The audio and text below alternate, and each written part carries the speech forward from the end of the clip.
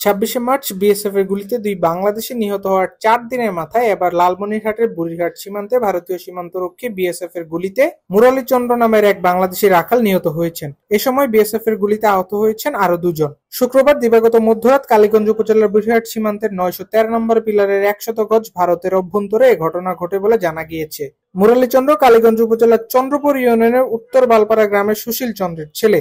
আহতরা হলেন একই এলাকার চন্দ্রপুর গ্রামের আজিমুল হকের ছেলে মিজানুর রহমান, নুরুল ইসলামের ছেলে লিটন মিয়া। স্থানীয় সূত্রে জানা গিয়েছে, প্রতিদিনের মতো শুক্রবার রাতে ৪-৫ জনের একটি পাচারকারী চক্র ভারতীয় ব্যবসায়ীদের সহায়তায় গরু পাচার করতে ভারতে প্রবেশ করেন। গরুর রাখালরা ভারতীয় গরু নিয়ে বুড়িরহাট সীমান্ত দিয়ে ফিরছিলেন।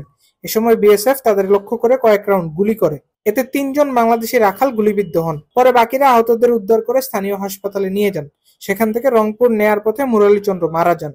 বাকি দুজন হাসপাতালে চিকিৎসাধীন রয়েছে। কালীগঞ্জ থানার ওসি ইমতিয়াজ কবির বলেন, সীমান্ত এলাকায় গুলিবিদ্ধ হয়ে মুরালী চন্দ্র নামের একজনের মরদেহ আমরা উদ্ধার করে থানা হেফাজতে নিয়েছি।